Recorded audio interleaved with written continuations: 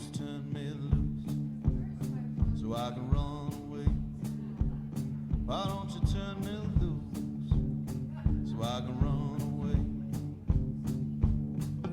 But don't get lost in the night time. I think I'll be just fine during the day. Why don't you turn me loose so I can run away? And why don't you do what's right instead of being all wrong? Why don't you do what's right instead of being all wrong? But lust ain't love, it must not be trusted. Move on quickly once I drop my crutches. Do right instead of doing what's wrong.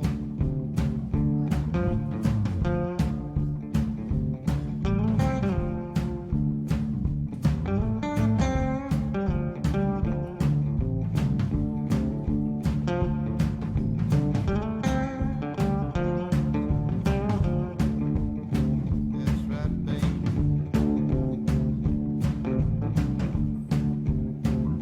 I know you're gonna do what you want. You're gonna do what you want. You got a face that erases the need for goodbye. When I finally go, I ain't waving or crying. You're gonna do what you want.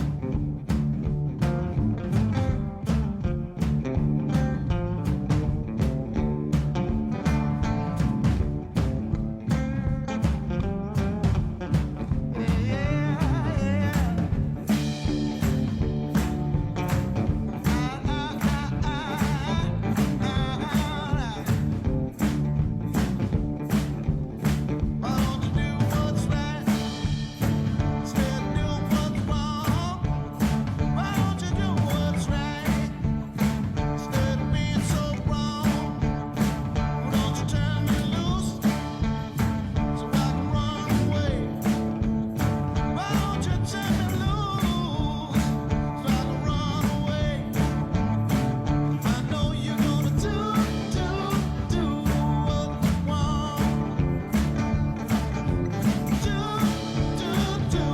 what you want. I know you're gonna do what you want. Do what you want. I know you're gonna do what you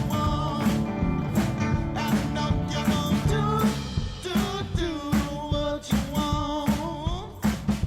I know you're gonna do what you want. Yeah.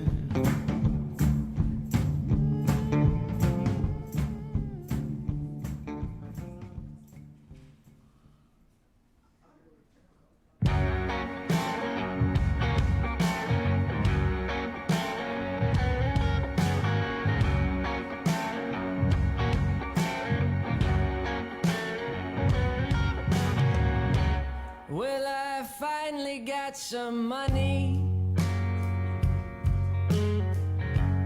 and a daughter by the name of Jane. But all that money that I got, I acquired from selling cocaine. You don't know where I'm going, and you don't know where I've been. But when you hear the angels singing, I'll be coming round again.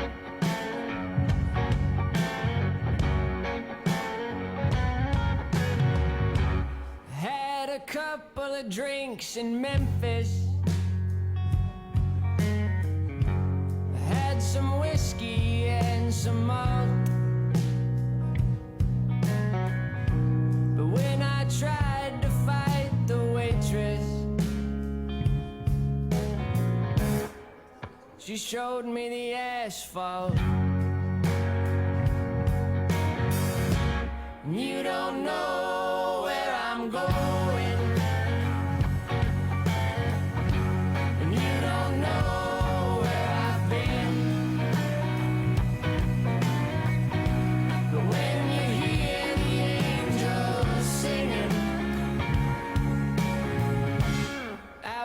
coming round again.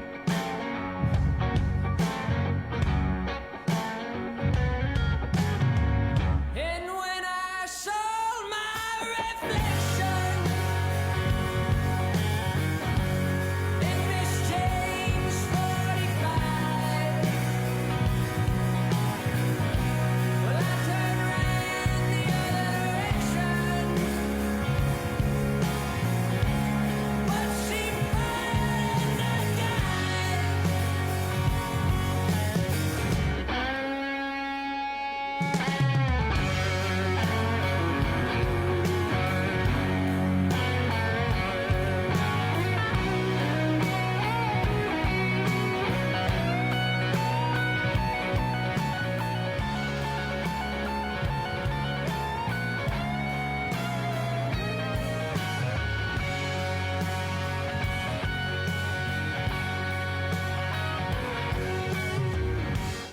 You don't know where I'm going.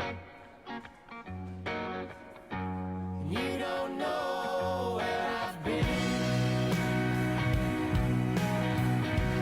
When you hear the angels singing, well, I'll be coming round again.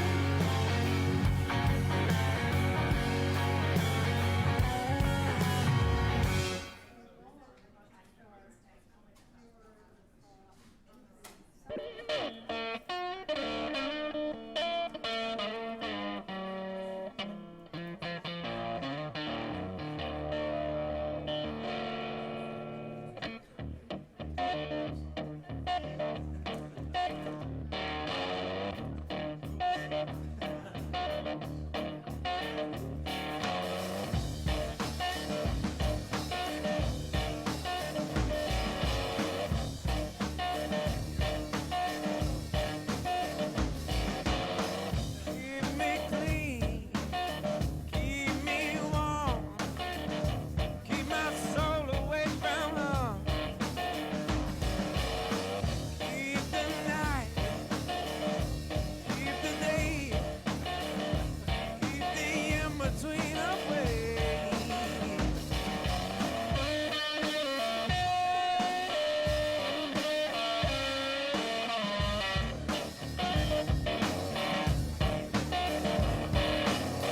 Oh, that second, all the time. Oh, that picture in your mind. Oh, the smoke. Oh, the fire. Oh, all that now you desire.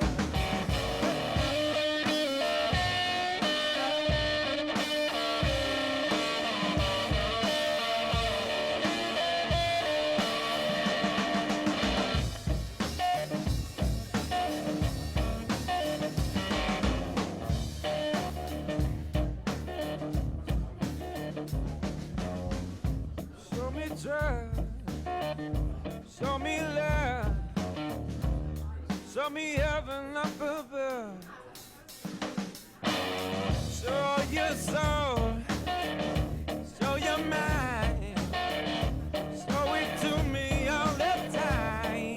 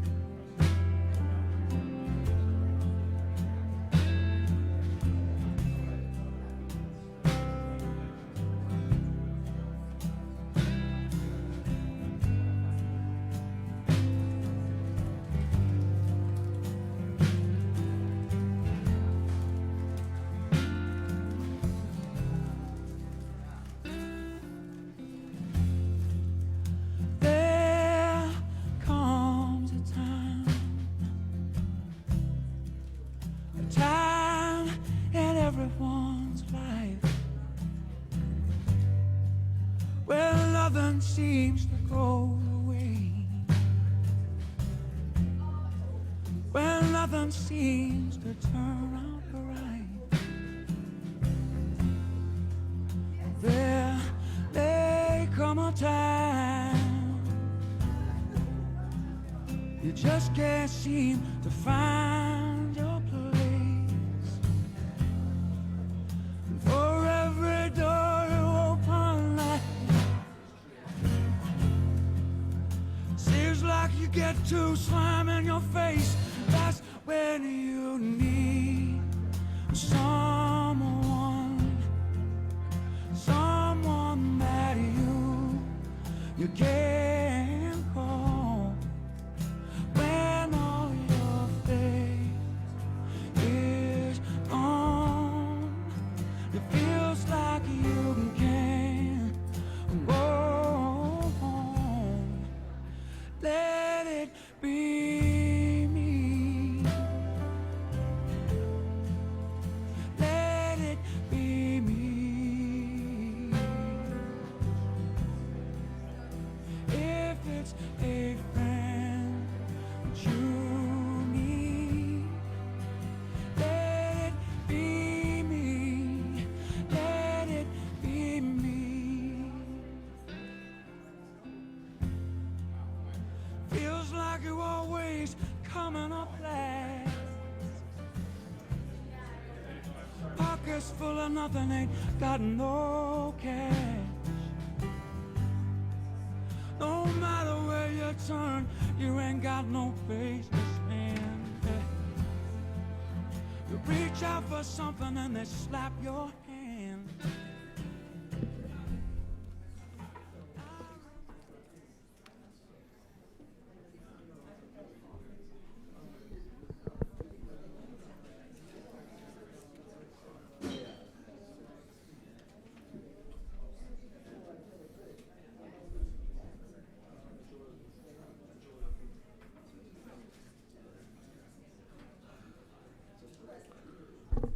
Okay, I think we'll start in a couple minutes if people who are outside can come in and take a seat.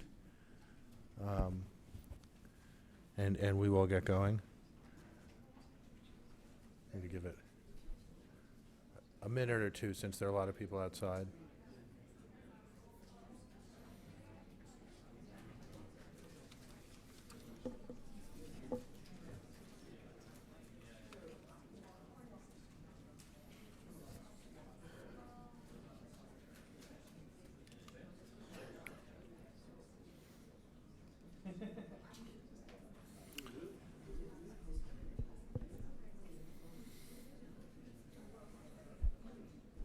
All right, since all our panelists are seated, if not all of the audience, I think we will launch into this discussion so that we have as much time as possible. I want to welcome all of you to New America. My name is Mark Schmidt. I direct the political reform program here. I'm also director of studies at New America, and I'm thrilled to not thrilled because of the circumstances are complicated, but I'm glad that we are having this opportunity to talk about really restoring democratic norms in this political era. Very often in the political reform program, we focus on particular questions about how to improve the functioning of the democratic process, get past polarization and things like that. I don't think we were fully prepared to engage with the magnitude of the challenges to liberal democracy that we're facing over the next several years, and how to work with it. In thinking about this discussion, I started by thinking about an email that a conservative friend of mine sent me last week, where he began by saying, "My biggest worry is that constitutional crises become mired in conventional political polarization." And I think that that's one of the things we want to do here is make sure we're lifting out the questions that are really about democratic norms, Constitution, and so forth. And, not the way I often put it is like, there'll be fights about Medicare, there'll be fights about other things. We will be lucky if we can get back to a kind of politics where we have, vigorous debate about those questions. And this is an opportunity to talk about how to get to the place where we can have that kind of democratic conversation again. It's an interesting moment. We are actually at almost the halfway point between the election and the Electoral College. I think we all feel like this is a slightly odd time in Washington. I've been calling it the Washington of the Finzi Continis. You know, we know something's going to happen. We don't know exactly what, and we have a very comfortable life until that thing happens. We have, you know, good food and good people. Let me just introduce the panel and then we'll get it going. Yasha Munk in the middle organized this discussion. Yasha is a fellow in our political reform program. He's also a fellow at the Transatlantic Academy of the German Marshall Fund and a lecturer at Harvard. He was essentially profiled in the New York Times yesterday for his and a colleague's article about really the emergence of what he's called illiberal democracy and distrust of democracy as a global phenomenon, which I think is a really important anchor for this conversation, so that we're not, you know, we're not in our bubble of American exceptionalism here. And you know, some months ago, year or so ago, he started talking to me about these concepts, and I felt like, okay, that's another thing to worry about, you know, off in the distance for this country. And here it is. His first book, called Stranger in My Own Country, A Jewish Family in Modern Germany, was largely a memoir, a wonderful book, got great reviews. His second book, The Age of Responsibility, Luck, Choice, and the Welfare State, will be published in the summer of 2007, and he's beginning to work he's working on a book on these issues, and he's been writing for Slate and a bunch of other outlets. He's really a valuable new voice in our democratic conversation. Vanessa Williamson at the far end is a fellow in governance studies at the Brookings Institution. She's studied the politics of redistribution, written with Theda Skocpol, one of the best. I'm willing to. I've read them all, so I'm going to say the best book about the rise of the Tea Party. And she's done a lot of work on public attitudes about taxation, and her book, which is called Read My Lips, Why Americans Are Proud to Pay Taxes, is coming out from Princeton in the spring. Shadi Hamid is a senior fellow also at Brookings in the project on U.S. relations with the Islamic world in the Center for Middle East Policy, and his new book is called Islamic Exceptionalism, How the Struggle Over Islam is Reshaping the World. And I think we'll just start with Yasha, frame the concept, Shadi, Vanessa, and then we will have some conversation and open it up. Great. Thank you so much, Mark. And I love seeing everybody standing in the back because it's such a packed event. There's at least 5 seats up front, so if people want to come in. So I think there are a lot of things to worry about over the next 4 years. We have to worry about what's going to happen to foreign policy. We have to worry about what's going to happen to a lot of people who are now in this country who may be deported. I'm teaching a class this term on the politics of climate change. We have to worry about the fact that just at the moment which we've been starting to make real progress on climate change internationally, the United States is probably going to pull out of the Paris Agreement. I could go on and on. And each of these things is important, and it's important that we think about policy. But at the same time, we mustn't lose out of sight in that conversation, in that debate, that there's also an even larger thing to be worried about, an even more fundamental thing. And that is that we're now fighting for the survival of liberal democracy. We don't know whether or not Donald Trump is going to make some of his extreme campaign rhetoric reality. We don't know whether or not he will start to undermine state institutions, whether he will try and prosecute political opponents, whether he will undermine freedom of speech. But we need to take his word seriously enough to know that all of these things are now a possibility and to start thinking about how to resist them. And so I think that's what we should talk about today. We should try to think through. And it's a difficult thing. All of us have always lived in ordinary times in which the political stakes were real but limited. We now live in extraordinary times, and we have to start thinking about a very different way of engaging with politics, thinking about politics, and honestly, personally, we have to think about the kind of courage that might be involved in doing those things. So I don't think that I have the answers here. I don't think any of us do, and a lot of what we'll do today is hopefully to make progress on that through real conversation. But here's 4 starting points of some of the things that I think we should be doing to maximize our chances of averting real damage to our political system over the next 4 years. The first is that we need to monitor very carefully what is going on. We need to monitor whether or not red lines of democratic norms are being infringed upon, overstepped. And some of it is going to be big and obvious and in the news, but we may be failing to explain its relevance. And some of it may be small and hidden, things that are going on in the vast federal bureaucracy, perhaps in DC, perhaps in Texas or Minnesota or far away.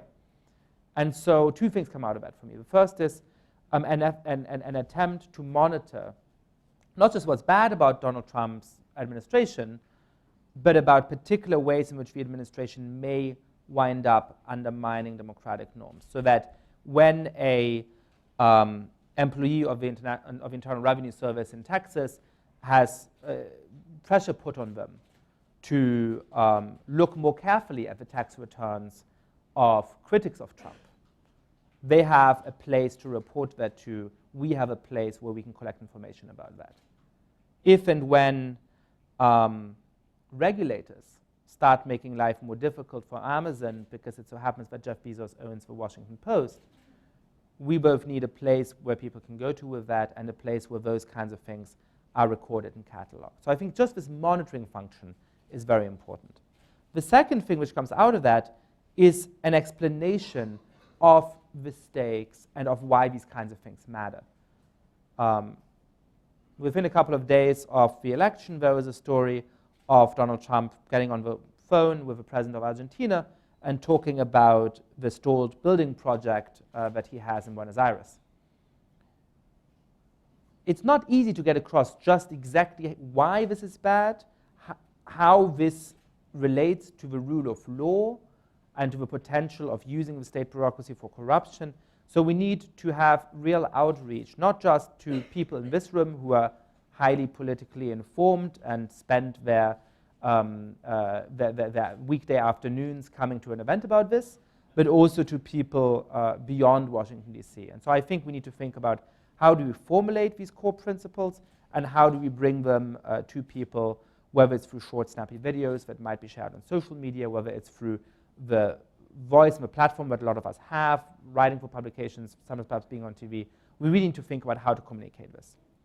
The third thing is outreach to people who we may have politically disagreed with. I found myself in the last months frequently being in an audience or being on a panel with people who 10 years ago, 5 years ago, I would have thought of as my political adversaries, as people who I disagree with on a whole bunch of things, and having the weird experience of nodding furiously as they were talking, because we now agree on important things.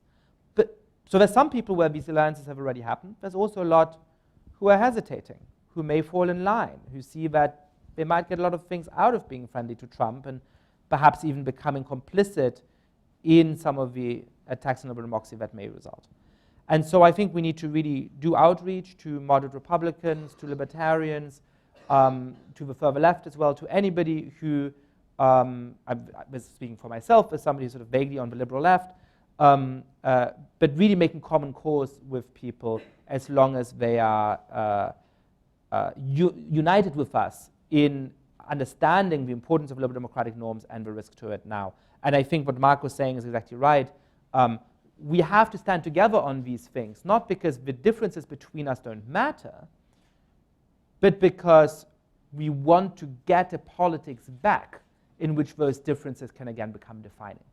We want to reach a stage in which our disagreements about the right corporate tax rate is the thing that politics is about.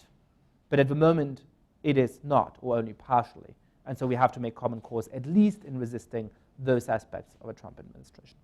And then the fourth thing And the last thing that I'm going to talk about is developing a vision for what politics would look like after Donald Trump. I think something that actually can take real inspiration from the founding principles of this place, which was not to be on the far left necessarily or the far right, but to be radical. Not radical because you're on one extreme end of the ideological spectrum, but because you actually are willing to rethink how politics is done, what kind of policy makes sense, what kind of solutions we should look at. And I think we're now at a moment where we should do something like that. Clearly, something in liberal democracy has not been working for the last 15, 20, 30 years. Otherwise, we wouldn't be getting this global attack on liberal democracy. So how can we think of a political vision that inspires people, that improves their actual lives, but preserves the things in the system that are really important to us? And that's important both because hopefully we'll gain power again at some point, and this is a large we as non-Trumpists, and then we better put in place actual solutions that prevent a Trump-like figure from just coming back 4 or 8 years after that. But it's also important because I think it's a prerequisite for actually beating Trump. If all we have to offer 4 years from now is, isn't Trump horrid, we're not going to lose that election. We need to point out how bad the Trump administration is likely to turn out to be, how much of a risk it is to liberal democratic norms, but we also have to be developing a positive vision that we can rally around. And so these are the 4 tasks that I see before us. Monitoring abuses of liberal democracy, communicating why they matter, reaching out to anybody who shares this basic analysis in order to make common cause, and thinking together about how to improve our politics in the long run. Thank you, Yasha. Shadi. Okay. So I work on Islam and politics, mostly in other places outside of the US. And I've been doing a lot of work on illiberal democracy, but in this case, Islamist movements primarily. And for all the work I've done on illiberal democracy abroad, I don't think I ever expected that the work I was doing elsewhere would be increasingly relevant in my own country, the US. And we have, let's be very straightforward about this, we have elected explicitly our first illiberal Democrat in history, which is kind of fascinating, but frightening. And I guess it hit me at midnight, so just a little anecdote. So I guess it was midnight. By that time, it was clear on election day that things were not going to go as planned. And I guess it hadn't really hit me yet, so I was concerned but not distraught yet. I guess like midnight, I was talking to my little brother, and he started crying to me on the phone. And he said, Shadi, I'm not so much worried about us, I'm worried about mom and dad. And for the first time, I actually cried about politics, even though I've done research on massacres in other countries and been in some very dangerous situations. But I was like, wow, it's really hit me that this is happening to my own country. So what this means is that we are entering into a stage of existential politics. And as others have mentioned, hey, let's be honest, I don't really care about the specifics of policy that much anymore because other things are clearly more important. So I want to focus on a couple things on the kind of the broader picture. Yasha talked quite a bit about how we can approach Trump as sort of the loyal opposition, and he was touching on the vision that the left has to have. So I want to dive into that a little bit more. I have to say, I've been a little bit disappointed with the general reaction on the left. Look, let's be honest, we don't know our own country. I don't know my own country, and we just have to be straight up about it.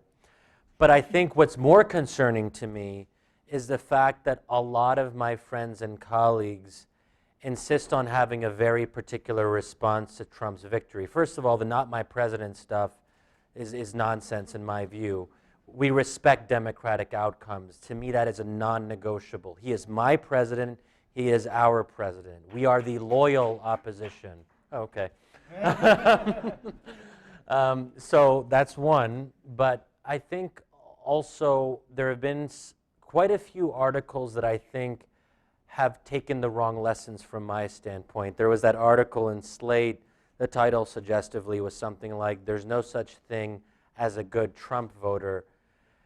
I'm worried about that. I'm worried about, and even if people don't say it publicly, I hear it a lot from people I know in private, this idea that, hey, Trump supporters and voters are kind of bad. They are pretty much racist. They are white supremacists. They're this, that, and the other, a long list of bad things. And I think that fundamentally misunderstands the nature of good and evil. I mean, I think that what Trump supporters have tapped into is something that I've seen for many years in the Middle East, and I think it's a very natural impulse. White nativism, ethno-nationalism, Islamism, religion, these are all things that give us a politics of meaning. And some of these meanings might be more coherent than others. I would actually say that at least Islamism is more coherent ideologically than whatever the alt-right is. But they all tap into something, this kind of desire for belonging, to be part of something bigger, however one wishes to define that.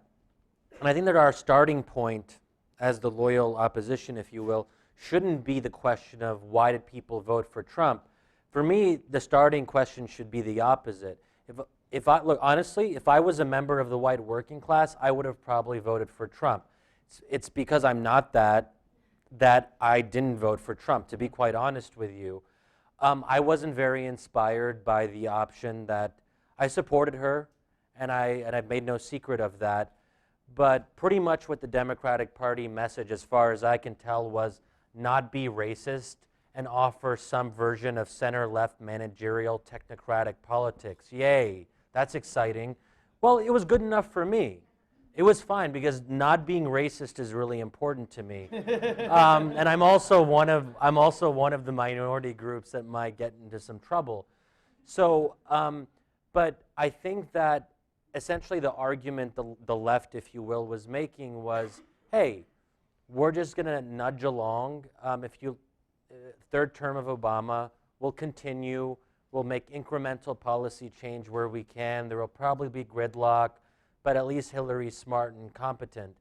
And that is not a message that is going to inspire. I don't want to get into the whole question of the obsession with political correctness and identity politics. I think essentially, and we can talk about this a little bit more, I mean, if we're threatening the white majority of the country and essentially saying, hey, we are going to make you into a minority in 30 years, that's probably not the best long-term vision for a politics that is positive and inspiring and that will bring out the best in us. But that was essentially a sort of, that was one version of the argument that I heard endlessly. It was like, well, whites could have relied on whites maybe 4 or 8 years ago, but because minorities keep on being a bigger share of the population, it's almost demographically impossible for an ethno-nationalist party to win. That was proven to be wrong. But I think that one thing that I think we've learned from the literature, academic literature on populism, is that democratic majorities that are threatened with the prospect of becoming minorities can become very radicalized and very angry, and understandably so. And I think we have to have some degree of understanding and empathy for that and move away from this message of let's just wait until there are more people who are non-white, essentially. And then to say, finally, last thing is, what does it mean to be on the liberal left in this new era of America? What do we really stand for? And I never really heard much of an argument. It was largely about Trump is really bad and Hillary is smart and competent and she won't end the world. Again, compelling arguments. But I think we really have to ask ourselves, what does it mean to offer? I think we need a fighting faith, to use the phrase, something that we really believe in. I have my own ideas on what that might look like, and I ideas associated with civic communitarianism are very compelling to me, although probably most people have no idea what that is. But I mean, I think we can't just say that. I think a lot of what people are offering is vague platitudes, but I think we have to speak much more clearly and specifically about what it means to offer a vision of the liberal left that is much more positive and not negative, and outline for Americans what that means for them in practice. And it has to be able to offer a politics of meaning. I want to just emphasize that, a politics of meaning. Actually, can you take a minute more to say more about civic communitarianism? And I don't think that's an ideal solely of the liberal left. I mean, I think that's... Yes, exactly. So, just say a little more. so it's an idea that's been associated with both the left and the right. So you might, for those of you who have spent time in the UK, there are the Red Tories who, they're kind of dead now, but they used to offer some version of this. And the idea is essentially, so part of it has to do with empowering local communities, which might sound like a platitude, but actually seriously, the idea that the closer you are to a certain locality or community, the more you'll know about what that community might need. So part of it has to do with more local autonomy, more decentralization, and also thinking also creatively about how to fund local communities to have more agency over their own affairs, essentially. So that's sort of like the kind of the easy, straightforward version of it. But the idea that communities do matter, and that I think the left hasn't really talked as much about family, communities, and what it means to build these islands of civic engagement where people aren't just depending or thinking about the federal government. So even in a sense, when Trump says, "I am your voice," he is essentially making a non-communitarian argument where he's saying the federal government, me as the president, I will find a way to solve your problem, which kind of reifies the same issue of this dependence on an overbearing, bloated state. Not to say that the state doesn't have a strong role to play, but I hesitate to mention them, but it's fine because it's okay to have ideas from conservatives, I think, right? But the work of people like Ross Douthat and Rayhan Salam, I mean, they wrote a whole book which outlines some of these ideas of communitarianism. They might not call it that in particular. Yuval Levin, what was it called? The Fractured Republic. So he calls his vision subsidiarity, essentially the idea that the smaller, the more local, the better. And then offering once you start from that presumption, that premise, if you will, then there are a number of policies which are much more oriented around the idea of empowering local communities. Some of them, not all of them are ideal for the left, but I think many of them are. And those are some places to start in terms of a reading list, I suppose. Also, on the left, you have political theorists and moral philosophers like Michael Sandel as well, whose work, at least it's more abstract, but is more along the lines of this civic communitarianism. I'm glad you did that. I think that's a really important, I mean, to me, as much as anything else, I'm feeling like there's a kind of democratic deficit and civil society deficit in a lot of the country that we need to, think about. And I think for us, that seems a lot more important right now than kind of rules of the game questions, as important as those are. Maybe I'll just say one more thing. I should have mentioned this as well, but I think we have to be more credibly populist. And populism is bad, I suppose, in some but I think, we have to speak to people who are really angry, and we have to tap into their anger, and we have to be able to relate to it. But it doesn't have to be dumb populism. It can be credible, smart populism. And I think you already see people like Chuck Schumer and Keith Ellison talking about, and of course Bernie Sanders talking about that. And let's come back to because I think the different types of populism are a fascinating topic. And I think, Vanessa, I think Shadi, you talked a little bit about message, and I think maybe you can add a little bit about kind of the organization and structures that can be helpful here, or just say whatever you. Well, I think there's some really important points in what you raise. When I realized I was going to be on a panel called something like "How to Save Liberal Democracy," I thought that was a pretty big task. Protecting. Okay, thank you. Anyway, so I opened up Democracy in America again, and I would recommend everyone do so. It's a wonderful book. And it struck me that maybe the right thing for, a couple of hours might be to think about, how can we protect liberal democracy? How can we literally, the people in this room, protect liberal democracy? Because I think one of the sentiments that I've felt a lot over the last few weeks has been a feeling of powerlessness, right? That something has happened to this country that is, I think, for many people, morally unacceptable. And it seems really big and out of our reach to solve. And so Tocqueville, as he has in a number of other cases, really brought me to what I think might be an answer worth talking about. Because I think that when I think about what can I do, okay, I do research, I do writing, I know many people in this room do that kind of thing. You are engaged every day in maintaining our free press, right? I mean, these are fundamental tasks and skills that will be necessary in the coming years. But I think sometimes we focus on our skills and we forget about our networks, right? And I think this builds on what you were just bringing up. And specifically, not just our networks, but our associations, right? I don't know how many of you remember what Tocqueville had to say on this subject. He was a pessimist on the subject of democracy and visited the United States in the 1830s, primarily, I think, with the goal of understanding why on earth it wasn't tyranny yet. Would be the simplest version of the question behind his book. And part of his answer, well, he had sort of a twofold answer. One was what he called an equality of social conditions. That is to say that wealthy people were not that rich and that poor people were not that poor. And this allowed for a certain kind of equality, right? And I think that's a challenge that we face by comparison, certainly. And he also talked about the amazing spirit of American voluntarism, right? And people participated in local organizations.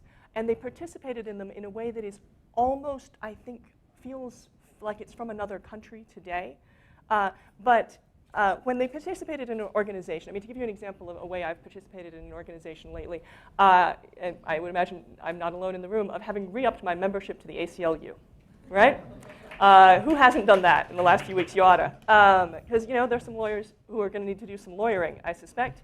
And I'm proud to be able to support them in a small way. But that is a good thing to do. I think there are many other great causes at a national level that we need to talk about. But it is not, my membership is not a particularly democratic act. I did not go to a meeting. I did not vote for anything. I did not debate or discuss with my fellow citizens anything at all, right? And it was those things. It was the fact that local community organizations replicated the system of the federal government at the local level so that taught people how to govern, in Tocqueville's opinion. What it meant, it wasn't that people did an abstract understanding, read long books about what liberal democracy meant. They knew what liberal democracy was because when they went to the meeting of the Odd Fellows or the Grange or any of a number of other local community organizations that also had a national structure that allowed you to have influence locally at a state level and nationally, right? When they went to those meetings, they voted. And they were voted in organizations where the mayor and local farmers were one group, right? Where they knew one another and where people who didn't have great means still had a seat at the table, right? And that experience of governing, Tocqueville said, is the reason that Americans can govern themselves. So between the 1830s and about the 1960s, this was the American tradition, right? The organizations changed, right? The Grange faded out with time, and unions became a big piece of this. Greenpeace was an organization on this model for a long time. But after the 1960s, we started having more and more organizations that were nationally centered, had a more managerial style. And they had members, sure, who maybe got letters back then or emails today and sent in a check every now and again, but they didn't participate, right? So I think if we're going to talk today about what it means to defend democracy, we have to talk about what it means to be democracy, right? Ourselves. We defend democracy by practice, okay? Okay? So what I spent yesterday doing was making a list of every member or every association I am a member of. It is actually quite a long list. I'm a member of at least 2 professional associations. I'm a member of 2 alumni networks. I'm a member of several organizations that are within Brookings. I am a member of a local church. And all of these institutions are democratic in their basic functioning, right? They are a congregational church. You have meetings. There's a budget. You vote on it, right? The American Political Science Association sent me regular emails trying to get me to vote for their members, and I never did it, right? Ward 1 in Columbia Heights, I am a resident. I should be at those meetings, and I'm not, right?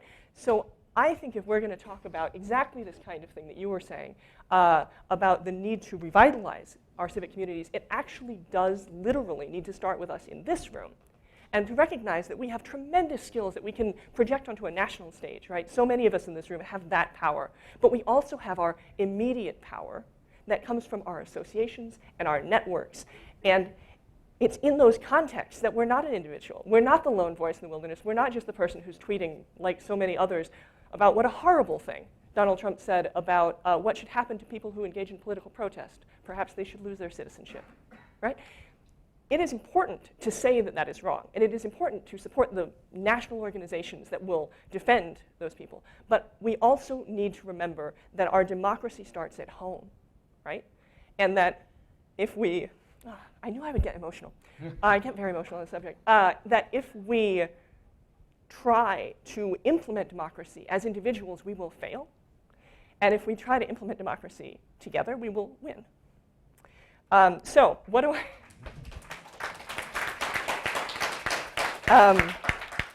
so what are some concrete things we can do?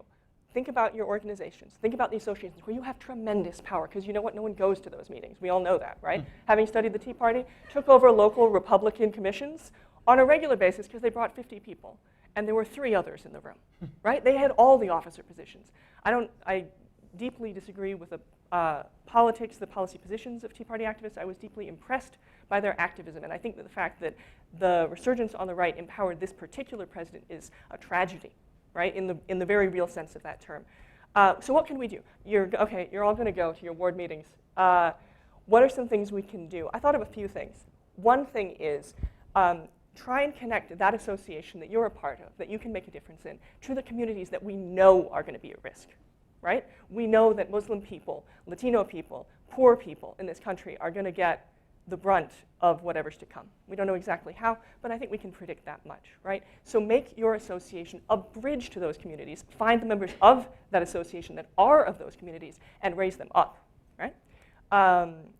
And also, I think one value of that is that it will allow, it makes the we bigger. This is something that you said, right? That we need a larger we, right? So this is not about charity. It is about solidarity with communities that are going to likely face a real challenge in the coming years.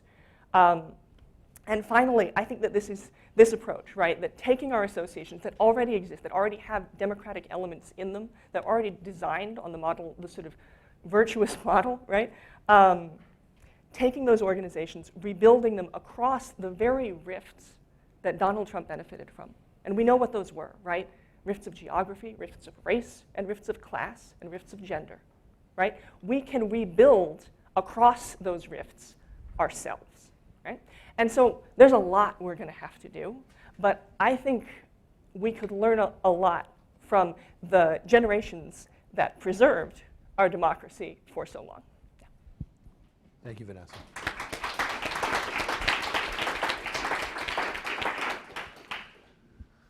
That's a very powerful way to think about it, and I also think we need to think about, how much in our politics is actually work to erode those institutions and those structures. I mean, some of which were, I was never a big fan of Acorn, for example. Like when I worked on the Hill, they would come and they would, pound me because we weren't doing the perfect things. But that was a very important community organizing base that connected people.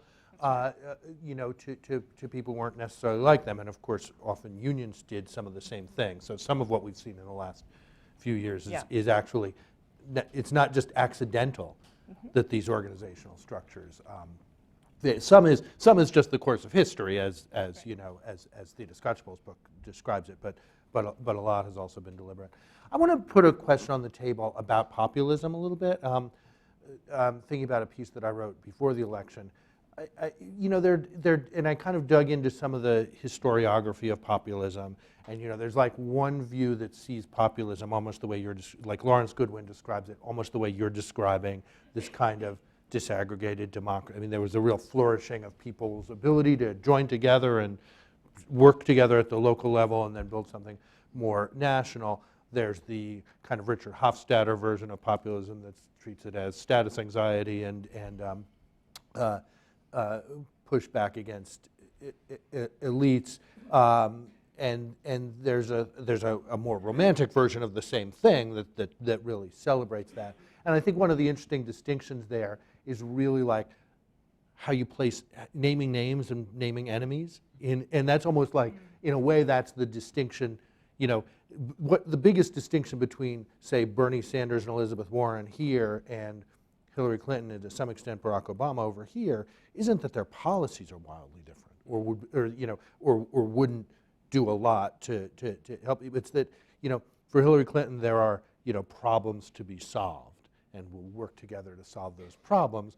For Bernie, there's, you know, it's the billionaires. It's the, you know, it's really there are people whose argument is like Obama needed to lock up some bankers. You know, and it's an interesting question about what your narrative is, right? And do we need to have that naming names? You know, I would like to think that you could have a sort of democratic flourishing that's built around solving problems together. But do we need a populism that's naming names and in the same way that Trump named names? So Not the same names, obviously. Yes. I've been thinking a lot about that question. I think that, you know, if what we're going to claim is that government can work for people, we have to explain what the problems are that they are facing, and we cannot pretend that those problems don't exist, right? Now, and I think one way of looking at what happened this year is that one candidate did enough of a good job of explaining the source of people's problems in the right states that the candidate that got the most votes didn't win, right? And that rather than thinking of Hillary Clinton as sort of providing, you know, saying here are the problems we're going to solve, she was really about what the solutions are, and relatively little talk about the problem behind it, right? And I think that, yeah, I think that, you know, problem definition, you know, to use the sort of nerdy term for it, is a really critical part of what politicians do, because it's this job of explaining that you were talking about. We have to be able to explain why is it that, you know, your wages have been stagnant, your healthcare, your housing, your education, and every other essential other than food has gotten more expensive, right? I think that's exactly right. So I think naming names can have a good clarifying function, and sometimes, you know, the basic populist appeal is to say, look, this is basically what populism is everywhere, right? It's people saying the people at the center of power are corrupt, they're self-serving, they care more about a certain number of small minorities, they might be financial, they might be ethnic or religious, than they do about ordinary people. We need to come in and sweep that aside. Now look, in every country, that is to some degree true. In every country, to some degree, political elites are self-serving. In every country, to some degree, they're corrupt, and depending on how corrupt you think they are and how self-serving you think they are, populist rhetoric is going to have more or less appeal to you. But there's also a set of very big pitfalls with that. Because the first is that you make politics out to be too simple. That you start saying, look, as soon as we've named the names and, you know, we've locked up a couple of bankers, everything will get better. And the problem is that it won't. I mean, you know, I think, I don't know, I'm no legal expert, probably some people should have gone to prison after 2008, fine. But putting those people to prison is not wouldn't have changed the shape of a recovery. It wouldn't have meant that voters in rural Michigan suddenly felt less economic anxiety or less racial resentment and wouldn't have been tempted by Trump. So we need a positive political vision to offer to people that actually does stuff for people. It's not just a matter of how to package it. It's a matter of figuring out what we can do so that people actually do get better. And just to add to that, on this question of populism, which in the in the academic work on it is very, people disagree on definitions because, well, first of all, there's left-wing populism, right-wing populism, but it seems like the consensus, as far as there is one, is that populism is an attitude, it's a style, it's something, it's like porn, you know, when you see it, that sort of thing. You sense it. So Hillary Clinton can't do, even if she said all the right things, if you gave her the right speech, she can't do it. She can't. So that's one thing, but this gets to, I think, the bigger issue of how much do, problem solving makes sense, and it sounds good, and we should try to solve problems, obviously. But I worry that there's a part of the left that has become obsessed with facts. So we think that we can state a bunch of facts and have a bunch of pie charts, and then we find we are the voice from the universe that tells you how to solve the problem. And first of all, it's very smug and irritating. It also, I think, it kind of captures what I think is a real problem that a lot of us have. We have a particular disdain and contempt for people who aren't like us. But it's maybe not racial or ethnic. It's about they don't share our sensibility. We share our sensibility. So I think that, and I think also the idea that policy is actually what, I'll be honest, I've never voted based on policy. I never have. To me, I don't care, I care intellectually as an analyst what Hillary Clinton's policy proposals are, but I will never vote based on them. So that's why people misunderstood Donald Trump. They said, well, he won't actually help these people, or his policy doesn't. No one cares. That's not why they like Donald Trump. Liberals cannot understand this. And that's what we have. Yeah.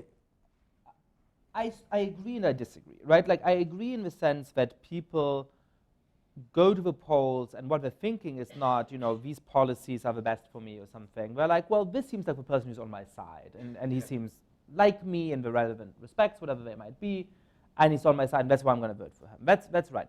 But there's only so and so much of a disjunct you can have between the policies you're actually proposing and who you are. And I think Trump got away with it this time, right? I mean, it's quite likely that the policies that he's going to pass are not going to do anything for most of the people who voted for him. But if that's the case, I think he's going to have a problem 4 or 8 years from now, right? And a lot of the problem of the left has been that they've been saying, well, we are the party of working people. We're a middle-class party, but we are the ones who are going to stand up for you if you have economic anxiety. But they haven't found ways of actually delivering for people. And that was fine for 5 years, and it was fine for 10 years, and it was fine for 15 years, but eventually it's not fine. So sure, people don't vote, you know, because they've read policy proposals, but eventually they don't vote for you because they don't think that you're on their side. And they don't think you're on their side because the policies haven't really been on their side. So the relationship between these two issues, I think, is a bit more complicated than you were saying. How do you square that then with, in absolute terms, the white working class, if we can use that catch-all, technically speaking, according to the economic data we have, they're at least somewhat better off today than they were in 2008. Yet more of them voted for Obama than they did for Hillary. So I think that to me is a sort of puzzle to unravel. So I'm not sure I entirely understood the puzzle, but look, what we've seen in not just the United States, but in Western Europe and a lot of places, is the working class being most tempted by these populists, right? And I think there's deep reasons for that. They used to have parties to which they had organizatorial connections, like Vanessa was talking about. They're members of unions, and the unions were telling them that it's good for them to vote for these particular parties, right? B, I think a lot of politicians on the national stage had actual sociological connections to these communities, especially in Europe when you look at social democratic parties. You really had big national level politicians who came from those places, and in some ways that was true here as well. It was true of somebody like Bill Clinton in complicated ways, right? And now they look at these parties and they say, look, it's made up of people who are completely unlike me. These people are more comfortable talking to the big banks than talking to me. And you know what? My economic fate hasn't improved in 25 years. And that's true. That is a really important point about where we're at today. That all through the history of democratic stability, you've seen this very rapid increases in the living standards from one generation to the next. In the United States, from 1935 to 1960, it doubled. From 1960 to 1985, it doubled. From 1985 to today, it's been essentially stagnant. And so, people don't trust anybody anymore on this. Because there's been Democrat presidents, there's been Republican presidents, and it's true that neither of them over the last 30 years have delivered those kind of improvements in the standard of living. And so why do they vote for Donald Trump? Yes, not because of his policies, not because they somehow think that Republicans are going to be better for them than Democrats, but because he's not of the system. And they've given up on anybody who's part of the system. So now we have to figure out how to bind them back to the system, how to give them political appeal that says, no, look, we are the system, we do like parts of the system, but we really are on your side. And you're not going to vote for us because of our particular tax rate, but you're going to vote for us because we've convinced you that we are on your side. So that's, I think, the intellectual task. And it's partially some populist rhetoric, perhaps, but it's also actually a substantive vision of what we're going to do for them. It needs both of those things. Yeah, I want to jump in on that. I think there are two things. First of all, I think it's always worthwhile to point out that Trump won white middle-class voters by the highest margin. So it's not if you look by income, it is not income that explains what voted for Trump among white people. It's to some extent education and primarily racial attitudes. And middle-class whites had that problem. It is not just people without a college education who had that problem. That said, on the question of policies that reach people, one challenge that a lot of political scientists have been talking about is that when we make policies not visible, it is difficult for voters to give people credit for them, right? So people didn't like Obamacare in principle. They actually liked many of the elements of Obamacare, but didn't recognize those pieces. And so when we, and this is usually compared to the sort of World War II Depression era measures that were like Social Security, it's a check, right? It's a check from the government. You knew it came from the government. You knew it was a government program because it was literally a check in your mailbox, right? So I think that one challenge that Democrats in particular have faced is that they've increasingly been obliged to and chosen to rely on policies that are hard for people to see, right? And I think that was one of the appeals of sort of several of the policies Bernie Sanders put forward, in addition to his sort of like the billionaire class stuff, which I think really resonated. But he had ideas like, we're going to have Medicare for all people. That is something that is understandable. My mother, my grandmother have Medicare. That is good. She has her health care. It is clear. It's a clear policy, right? And it may, like policy wants to discuss about the dollars and all these things, but that's not what's going to resonate with people. What's going to resonate with people is like, oh, then I would have health care like my mom does, right? And so it makes it really challenging in a complicated policy environment. You have these, good measures passed that do things like help people with pre-existing conditions, but people don't see it, right? Just a side note on the economic versus sort of racial animosity issue. I think this is, and perhaps I shouldn't bring it up in order to say that we shouldn't be talking about it, but I think that is the most confused discussion we've had over the last 3 weeks for a number of reasons. A, that these two things are not rival in the way that this debate is pretended they are. They reinforce each other. The core lesson from social psychology is that when people are feeling economically affluent and secure, they become much more tolerant, and when they're feeling like the livelihood is challenged, and they're scared of the world, then they are much more willing to draw strong in-group, out-group distinctions, and racial animosity and so on rises, right? So it's not a question of is it this or is it that, and it's certainly not a question of how we're going to solve it. Certainly, Trump voters have higher racial animosity than non-Trump voters. That was true in the primaries between different Republican candidates. It was true in the general election. Absolutely. But if we want to solve that, that is still in part an economic issue because these two things are bound up with each other. I think that's exactly right. The only point I was going to, it tends to get, I think, wrongly interpreted as a problem that belongs to a certain economic segment of white people. Right, but we are agreeing adamantly. I think on that, it's not so much that it's the poorest people who are for Trump, as is often played. There is good evidence that it's the people who have strongest economic anxiety, and not irrationally so. It's people who are doing fine in areas of a country that are not, right? Who have seen the neighbor no longer be able to make the mortgage payment, who've seen that one neighborhood over has really started to have a drug problem and it never did. It's people who are in professions that are threatened, not so much by trade, for they might think that, but also by automation and so on, right? And so I think economic anxiety does have a lot to do with it, but it's often the people who are still sort of doing fine and they're afraid in the future they might not. And just to build on that, beyond just the issue of economic insecurity, I think so. I'm doing better today than I was 8 years ago. So I guess I have less economic anxiety than 8 years ago. But I do definitely feel, I feel like something is wrong in the world in a way that I have trouble describing, because if you look at all the statistics, and again, people will send charts that you have a bigger chance of getting hit by a piano when you're walking on a street, when it falls from the 6th floor window and bounces on the sidewalk and then hits you in the stomach, more than getting killed by a terrorist. And this is the very dismissive way liberals talk about the terrorist threats sometimes, and even Obama falls into this sometimes. So I know that statistically I might not be on strong ground, but I know emotionally that something is not right with the world. And I think it's that general insecurity, that feeling that things are just not good anymore, that I think not just Trump supporters feel, but also a lot of people who maybe weren't thrilled about Hillary, but still voted for her.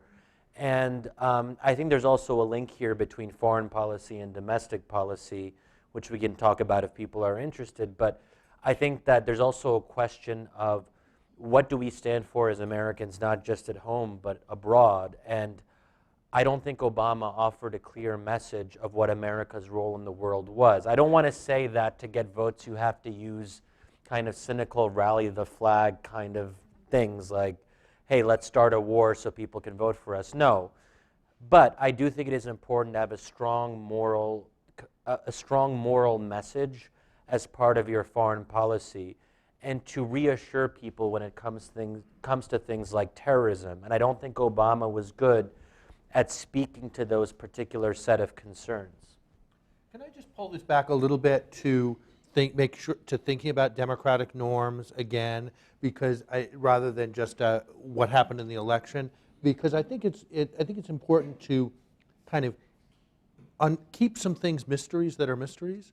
And a lot of the things we're talking about are constants. It's a constant that people are not that connected to policy. That Suzanne Mettler's submerged state, I mean, goes way back. It's a constant that people are identifying by identity.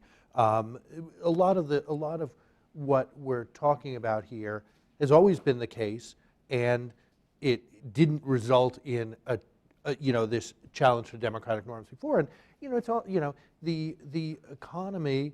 I mean, I would always look at it and say, it's really hard for me to imagine that in the state of Michigan, where people would vote, that Obama would win by 10 points over somebody whose name is identified with the state, when unemployment there was 9.1%, and now unemployment is 4.6%. That's hard. I mean, and there are answers to that. That's going to be an interesting challenge, because maybe the answer is that unemployment isn't really the right measure here. There are lots of people out of the workforce. The experience of work is brutal. I mean, I think we should dig into that, but I think we should see it as a mystery. And I think we should see as a mystery that we have this kind of revolutionary moment at the top in terms of the presidency, and all the challenges we're talking about to democratic norms, not to policy, and underneath it, the most ordinary election that's ever happened. 90, as Lee Drutman, who's here, our colleague, pointed out, 97% of incumbents were reelected. There's not a single Republican member of Congress who lost a primary to either a Trumpite or somebody more to their right. There were 2 that were redistricted, and 1 lost to a more moderate Republican. There's like no evidence of this anti-democratic wave outside. There's conservatives. Conservatives won. That's fine. But there's no evidence of what we're talking about below the presidency. And I just think we should hold that as a. I mean, if anybody has answers to it, but I think we should kind of respect the mystery of it.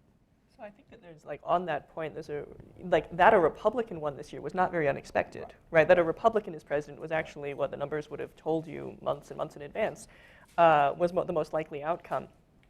That Republican ended up being Donald Trump, I think, says a lot about, some very mysterious forces occurring within the Republican Party, right? That we did not have President Marco Rubio coming out of this, or any of a number of other candidates who seemed better placed. Yeah. I think there's 2 interpretations of what you were saying, right? And one is the sort of upbeat one, which is that, actually this country hasn't changed that much. By and large, people are happy with a congressman. They may not be happy with Congress, but they're happy with a particular congressman. And the fact that Trump won is some weird artifact of a primary system and a very divided field and so on and so forth. And so once we sort of get through these Trump years, we're going to get back to relatively normal politics, right?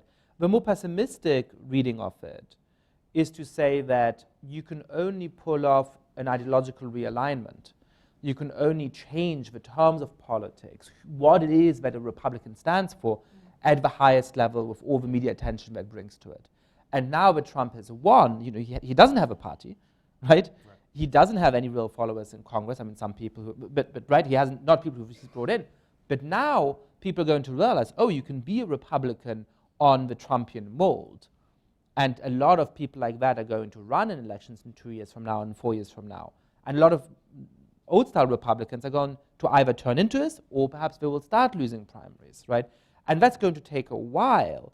But it seems to me that that's a more realistic scenario. And what I'm describing, essentially, since you brought him up, is Lee Drutman's idea of a party realignment. So since he's not here on the panel, let me say something quickly about it and say what I think the next step in thinking about that is, which is that his argument essentially is that the main dividing line in America between Democrats and Republicans has long been economic. If you're in favor of lower taxes, small business, you're a Republican. If you're in favor of more welfare state, a bit more sort of regulation, etc., you're a Democrat, roughly speaking. And now it's shifted so that the main dividing line between Democrats and Republicans is not economic, because actually Bernie Sanders and Hillary Clinton don't have that much in common economically, and Donald Trump and Paul Ryan and so on don't have that much in common economically either. But rather it's about racial and identity and so on issues. It's about social issues, right? And I think that's very persuasive when you look at this election. That is definitely the main dividing line between Hillary Clinton and Donald Trump. That's where they really disagree. I think that is a huge danger. And we should see our task not only as being winning in this new alignment, where we are on the cosmopolitan, nice, tolerant, etc. side. I think we should see our task for the next 4, 8, 20 years as being something much bigger, which is to stop American politics from being about those issues in that way. Because if the main partisan divide in the country is organizing people along eventually sort of ethnic tribes with, you know, some tribe traitors who, you know, like I suppose a lot of us who are sort of on the side that, but if that's what our politics ends up being about, it's very, very dangerous, because you can think of somebody who you have economic disagreements with as your fellow citizen, and you can split the difference with them. You want 5% lower taxes, I want 5% higher taxes, we'll just leave them the same. On ethnic or identity issues, that is not possible. These are symbolic issues on which you can't compromise. And they're issues that go to the core of who's a citizen, so that you actually wind up defining your political opponents as enemies who aren't a real member of a nation. And so that's why what's at stake now is the survival not only of liberal democracy, but also of the idea of multi-ethnic democracy in the United States. And to win that debate, we don't just have to get more votes, we have to figure out how to get the politics back to a different dividing line. Mark, you brought up norms. If I could just say something, and I'd be curious if others have a reaction. And I think your New York Times sort of piece, which is fascinating, gets at some of this. And I don't know quite what to make of it, but one example in the piece is that a surprisingly large number of millennials would support military rule in the US. Some things like that. But it gets to this bigger question of, I think that in established democracies, we suffer from a failure of imagination. It's really hard to imagine things getting really bad, but then they do, and we never know how to readjust. And sometimes I had to think back, and did Donald Trump really say that, and how did he get away with it? And for me, his position on Korematsu v. United States, which I don't know, no one probably cares about, but which is a 1944 Supreme Court decision, why wasn't that the fact that he refused to disavow the internment of Japanese Americans? That's incredible to me, but that's actually relatively low on the hierarchy of outrages. So I think the question of how the fact that norms can erode very quickly, and now we're setting the bar at different places. Like, and I just over the Thanksgiving Day weekend, I actually got in a proper conversation with my relatives, and they were asking me, hoping that I could reassure them that there wouldn't be a Muslim registry, and asking me about the implications of Korematsu of the United States. The fact that we're having a discussion about that Supreme Court decision on Japanese internment, and that I have to actually engage in that conversation about a Muslim registry, and now it's normal. Everyone's, all Muslims just talk about whether a Muslim registry is possible, and we don't even fully, I think, internalize how much even having that conversation undermines our norms.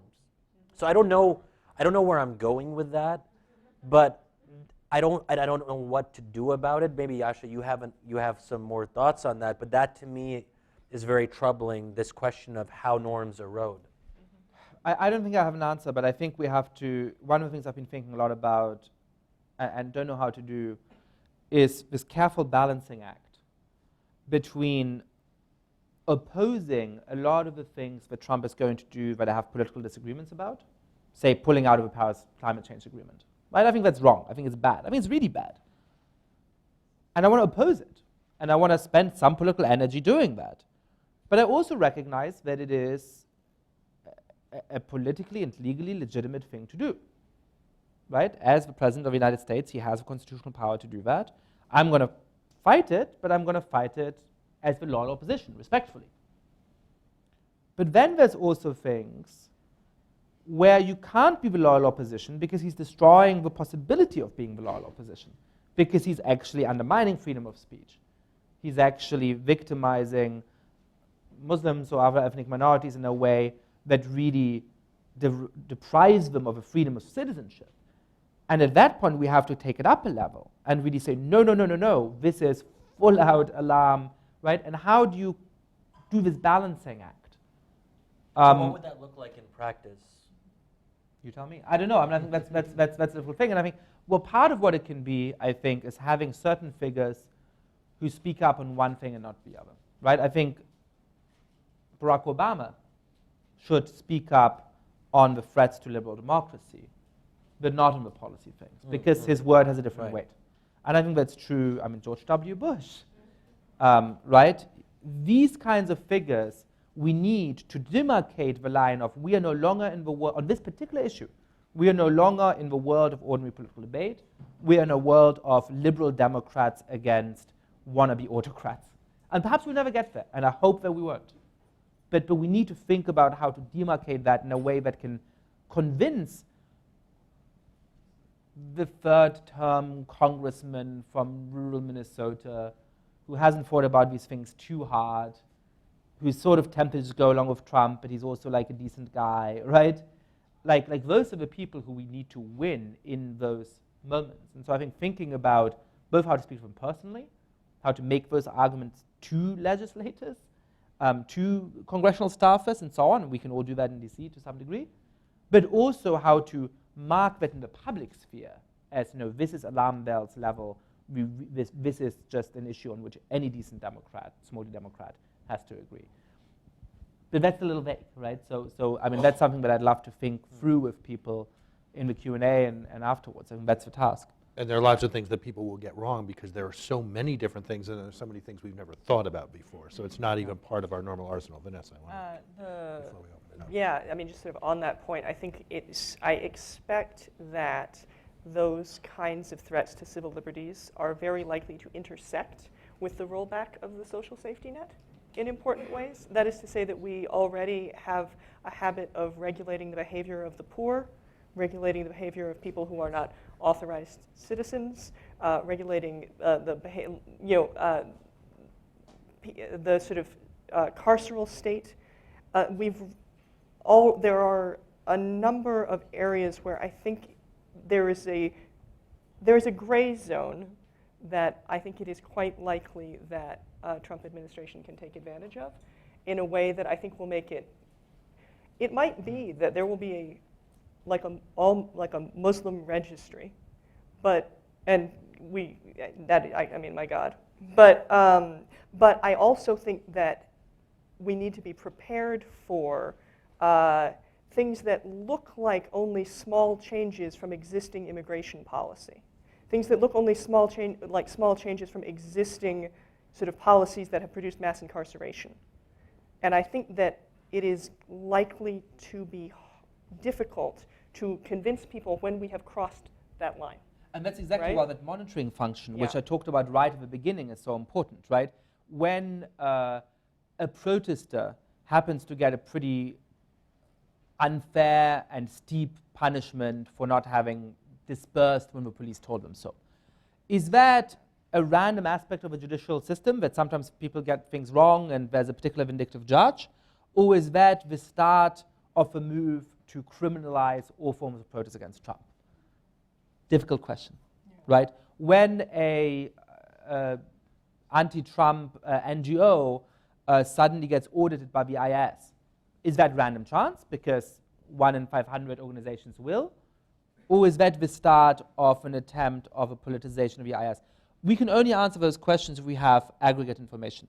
When we collect all of those potential cases, make them available to researchers and journalists and so on in order to start building those cases and to start understanding whether or not it's actually going on.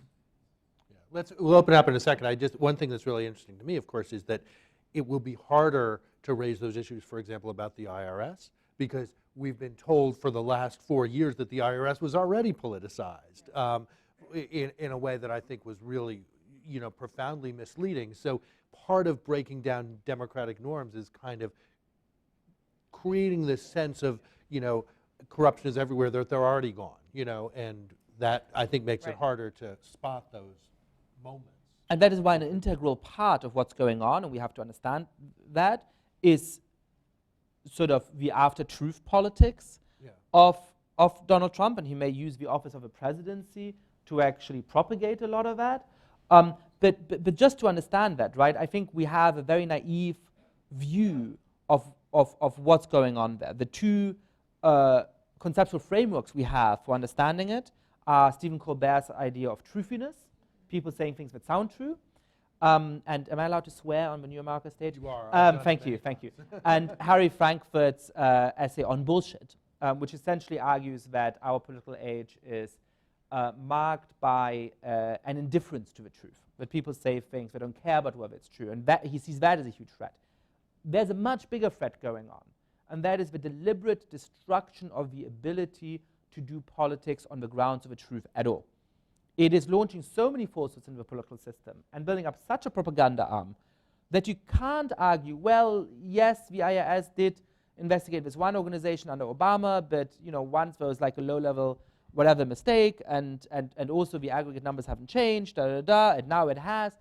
What Trump wants to do is to have so much propaganda out there that even well-informed people can no longer figure out the truth about all of these things. And all we can do is to be on the pro-Trump team or the anti-Trump team, and you just have to trust that your team is telling the truth. And that means there's no longer an incentive for your team to tell the truth, so they're going to eventually stop telling the truth as well. And that is some aspect of what happened in Italy under Silvio Berlusconi, and that's one of the many risks of the next 4 years. Well, just to give an example of this where I can't even remember what the truth is, and this is, I'm only a quarter joking because I had to think about this the other day, but the Access Hollywood scandal is so remote in my mind, and I was trying to remember, wait, is Donald Trump a sexual predator? Has he actually been involved in sexual assault?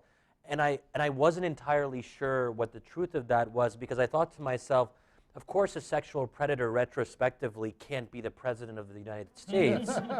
So, and I can't even remember the details of I don't know what did we conclude on that, and I honestly can't remember.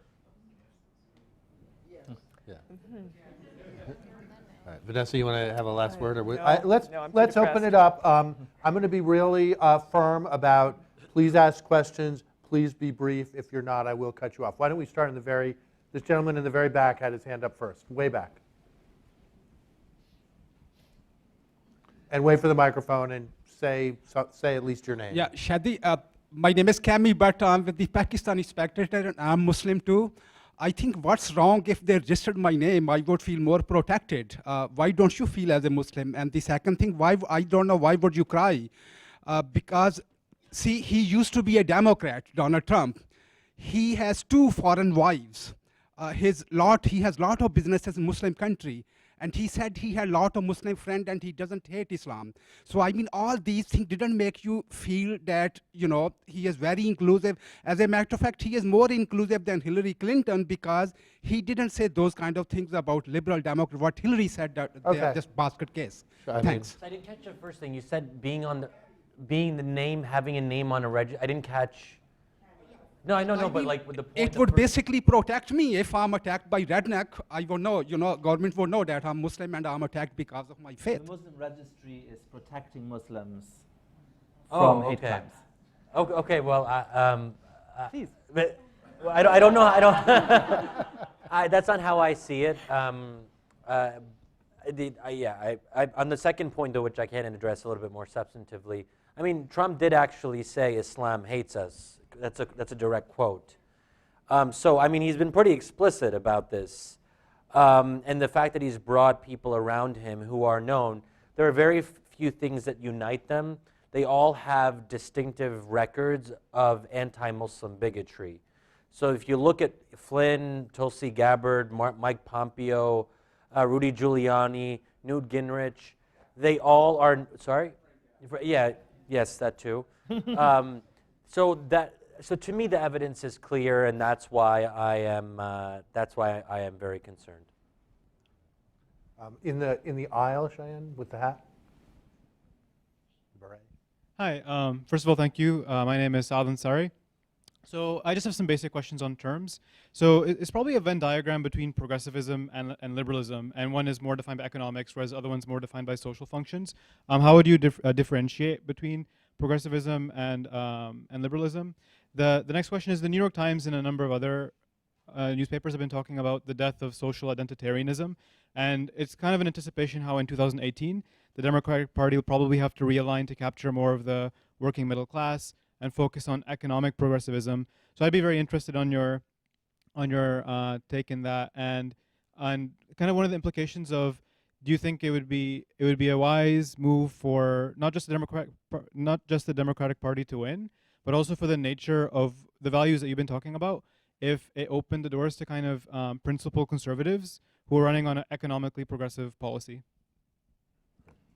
Because I think on the liberal and I think there is a little bit of there's always confusion around the term liberal, right? So one meaning of liberal, you know, Yasha's use of the word liberal democracy is, that's the broad, you know, broad participation, rule of law around a democratic structure. That's, you know, fairly open market, is, you know, that's the sort of the slightly more old-fashioned use of the term, and then it grows to mean kind of the wing most identified with the Democratic Party that believes in a stronger role for government. That's not the definition we're using here. We're using the broader, old-fashioned one, and then progressivism is sometimes just a term, you know, for the set of, you know, belief in a set of social policies that broadly support people. So I think for purposes here, you know, we're all deeply committed to liberalism as a core value structured around our democracy, and very different views about other issues. And you know, if anyone wants to respond to the second question. That's good. Okay. Daniel.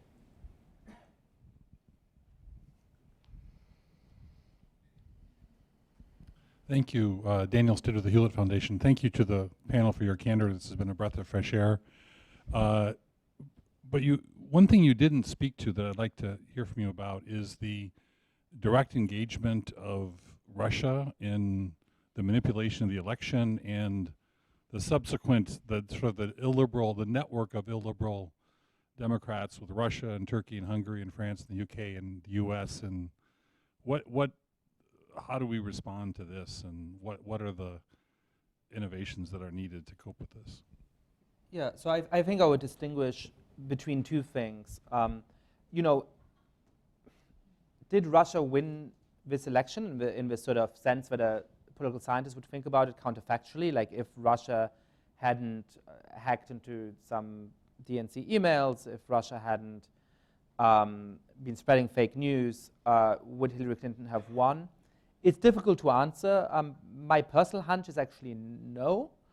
So I think, you know, in a way it underplays the problem to think of this as direct Russian influence. But in the larger sense, there are two huge problems. One is just straightforward foreign policy, right? Like we've been talking to the threat to liberal democracy at home because we're in the United States, and that's the most important thing. But there's a very obvious and direct threat to liberal democracies across the world in foreign policy. Trump is already showing how friendly he is to various authoritarian regimes, and it is already emboldening them. It is emboldening Russia in Syria, and it is likely to embolden Russia in the Ukraine and other countries. And that is a huge cost that is already being paid by people today of Trump becoming elected president. But I think the most important thing is the thing that you're really getting at, which is that 10 years ago, even 3 years ago, 2 years ago, when I was thinking about this topic, I was thinking, well, the one saving grace of a crisis of confidence in liberal democracy, of people turning against democracy, becoming more open in theory to all kinds of forms of government, turning to populists, the one saving grace is that we don't have a coherent alternative for people to vote for. We do now. A liberal democracy in which the anger and the voice of the people is expressed, but at the expense of anybody who's defined to be outside of a nation, and at the expense of an independent institution, at the expense of checks and balances, has become ideologically self-conscious. A lot of that work was done in Russia by some of the people around Putin. A lot of that work has been done by Viktor Orban and the people around him. And today the news came through that one of the first state guests of the United States is going to be Viktor Orban under Trump's administration. So absolutely, the illiberal international is a real thing. And they have, with certain differences, but largely a shared vision of how to remake our democracies as mono-ethnic, monocultural countries in which there's a strongman leader and institutions like the judiciary are no longer really independent, and the media do propaganda for the regime. How far Donald Trump can get in implementing that in the United States is unclear, because it has a longer democratic tradition than Hungary, it's a more diverse country, there's a more robust civil society. But I have no doubt that is where the intellectual energy is coming from. And so our job is to be brave in standing up to that. And if we can learn something from Hungary and Poland and Russia and Turkey, it's that we will need bravery. We will what? Need bravery. Towards the back, Cheyenne. Anybody back there? We'll come back. Anyone in the back. Very good one. I think we should include in the conversation a factor that I think played in the election, which is identity politics, that I think beset the Democratic Party and made it vulnerable to the charge of political correctness. So I just wonder what your reflections are about whether we as Democrat, progressive liberals, transcend identity politics, and what the limits that imposes on broader, more inclusive democratic ideals and norms. If I can jump in just a little bit on that, I think the phrase, in a way, and similar sometimes to I think the distinction between liberal and progressive, is unhelpful fundamentally in several important ways. Primarily, I think because the fact is that voters, I mean, political science will tell you that voters, and we already talked about this, don't come to the people they vote for from a careful analysis of policy briefs, right? They come to it often from a position of identity. And sometimes we think that's fine, right? When people are like, back in the day, the Democrats are the party of the working man. So you voted for the Democrats if that's how you saw yourself, right? I think that the idea that certain groups of people should put aside their lived experiences it's just not a good way. I mean, we have so much in common right now, that a fight about, I just find this phrase extremely, it divides people at a time, like not even identity politics. I mean, the discussion about identity politics divides people in a way that's really not where we need to be when there's so much that we agree on, right? There's so much that we agree on that then we're facing such critical problems right now. I don't know how you guys feel about that. I think, so from my perspective, I mean, I feel like there's a kind of neo-Puritanism on the left in the sense that, okay, I have generally avoided talking about race because I don't know what I'm going to get wrong. And I think a lot of people feel that way. I can get away with it because I'm not white. Let's be honest about it. I'm a person of color technically. But I would not want to be a white person talking about race to anyone. I don't know how to have that conversation. And that may seem, I mean, that is how a lot of people feel. I mean, and the whole kind of safe spaces, microaggressions, trigger words, the list goes, I mean, that is actually a phenomenon. This idea of policing identity and boundaries. And, you know, I support gay marriage, but God forbid I didn't. I would be, can you imagine being on the left and not supporting gay marriage 100%, or saying something where you raise questions about certain things that have become so core to what it means to be on the left? Can you, even the way, well, you have a confused look on your, feel free to push back if you feel like I'm off base. I mean, as a white person, I think, you know, I definitely, you know, had to come to terms with the fact that that I needed to do better on race. I needed to understand this issue in a way that I was allowed to be blind to, and that can be totally embarrassing, but it's just an obligation. And I think it's particularly an obligation that people, you know, the kind of people who are in this room have, because we're usually people who are comfortable talking, right? So I think it's our, you know, it's part of, I mean, sure, like, it can be uncomfortable and awkward, but it just, right now in this political moment, like, there are just so many serious concerns about, you know, like,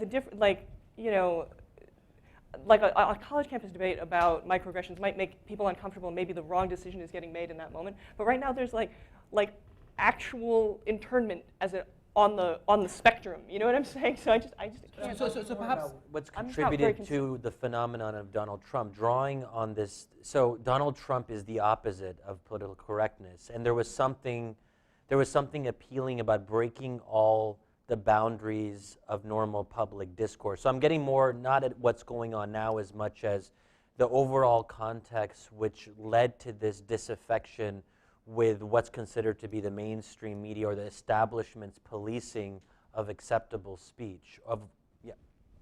And that matters going forward. I think I sort of in a weird way think that both of you are right. I know that you both probably think that's impossible right now on this particular issue. I actually don't. But here's one way of seeing it. I think that people fall in roughly three camps. This is a very rough classification, roughly three camps on this, right?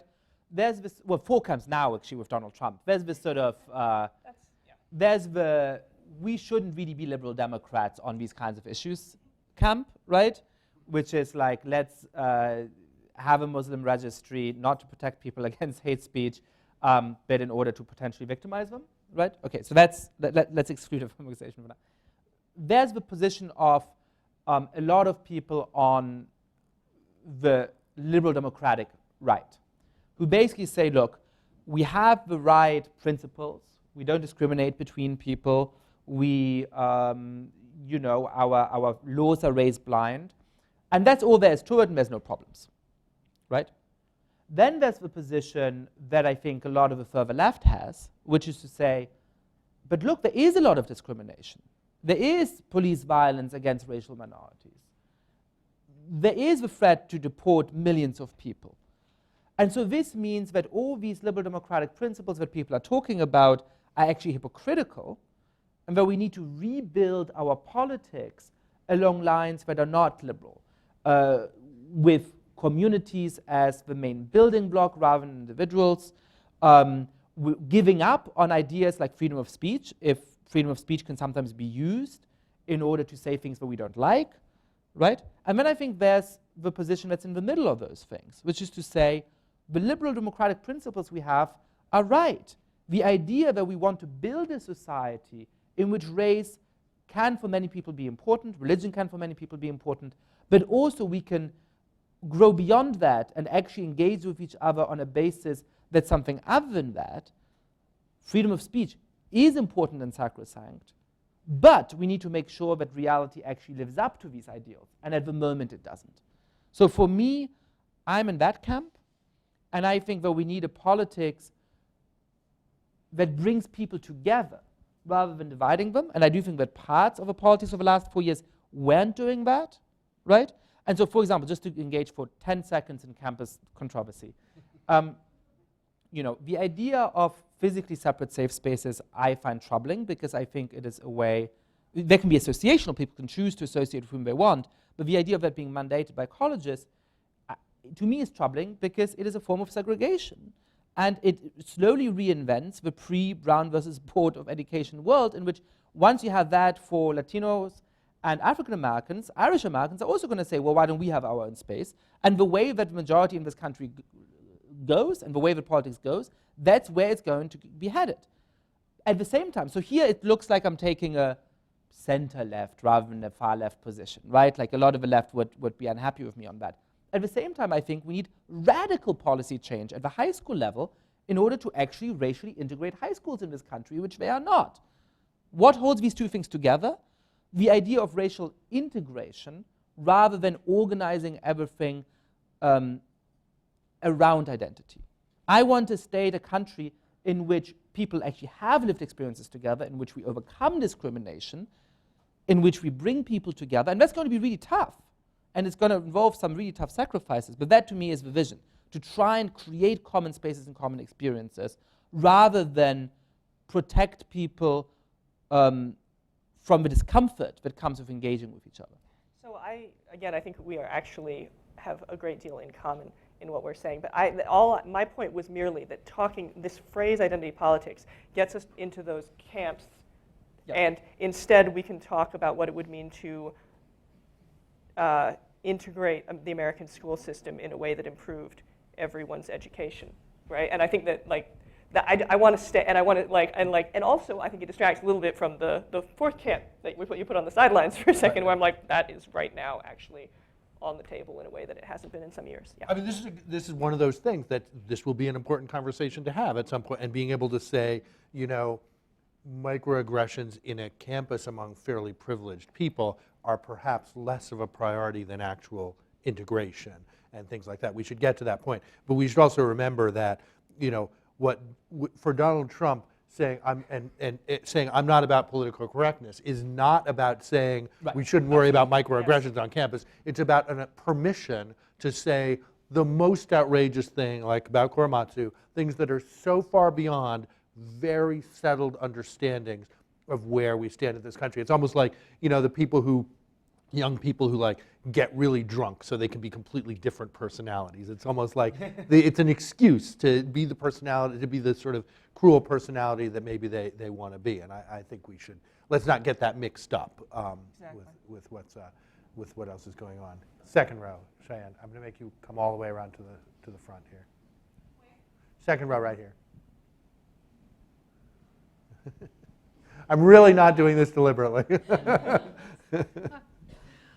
Elizabeth Clark, thank you for a fascinating panel.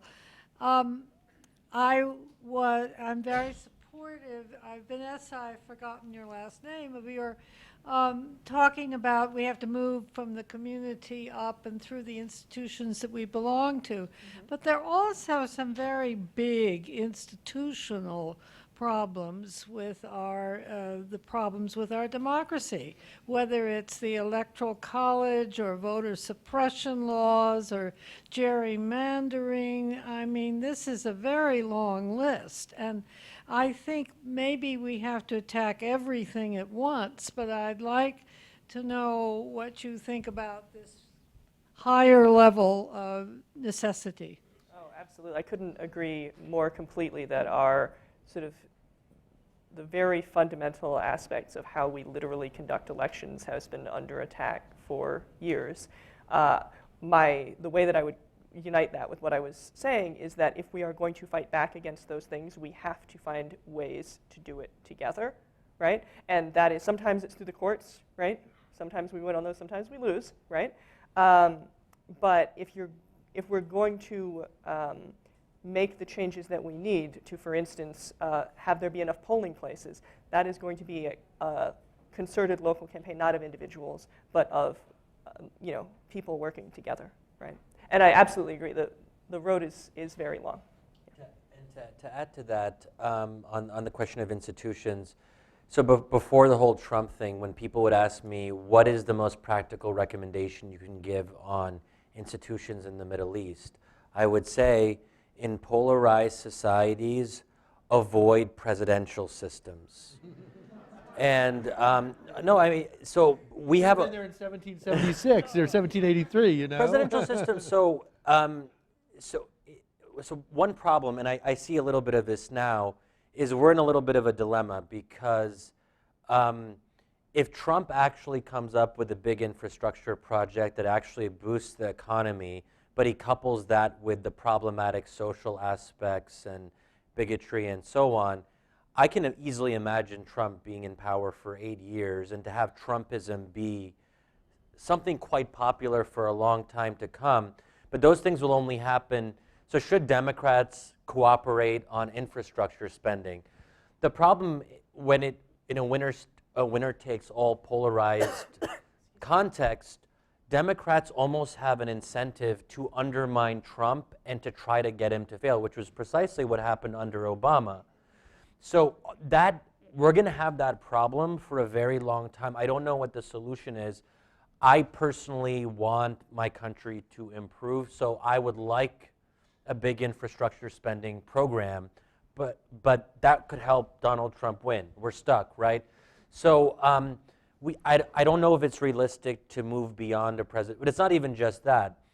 The way we first past the post elections are terrible for polarized societies.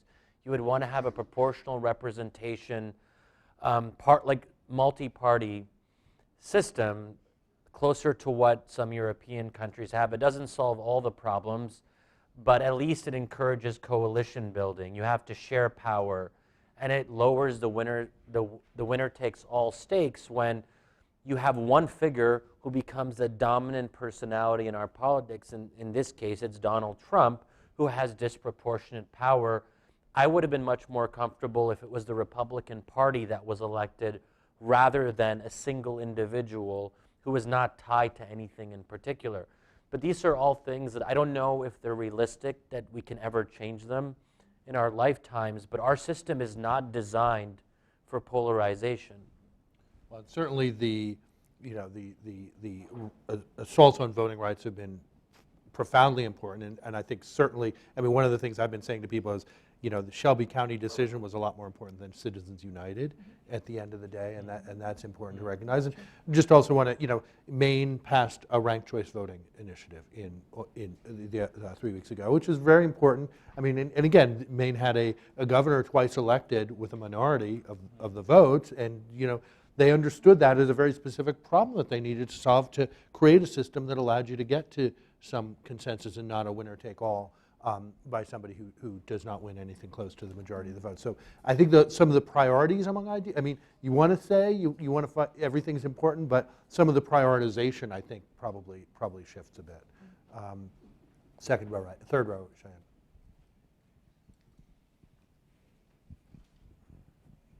My name is Jim Connors. I'm an angry white guy. And I'm angry because after 50 years of being a feminist supporter, I just can't get over the majority of white women went into the privacy of a voting booth and pulled a lever for Trump. But I'm not sure whether I'm more angry at all the youth that I pay to support when most millennials didn't show up to vote at all. And the question is, as an angry old white guy, somewhat rich, why would I even step up to care? So why don't they deserve it? Why doesn't America deserve to suffer? That's the kind of question that can go answered or unanswered as people prefer. In the back. First, it's a great question, Phil. First the woman with the red hair, and then in the back from there. Thanks. Tough act to follow. My name's Charlotte, and I want to bring it back a little bit to, there are a couple of mentions of the rifts, and more specifically than the question of integration. And I think that one of the things that's so, perhaps only for me, easy to forget is that I live in DC, and I don't live in any of the places that maybe could use the integration. I don't live in any of the places because I don't have access to the geographic rifts. So I'm going to my board meetings in Forest Hills, and that's not getting anybody else out. So really, like, how do you bridge that rift when we're here in this room, and where we need to be is many other places?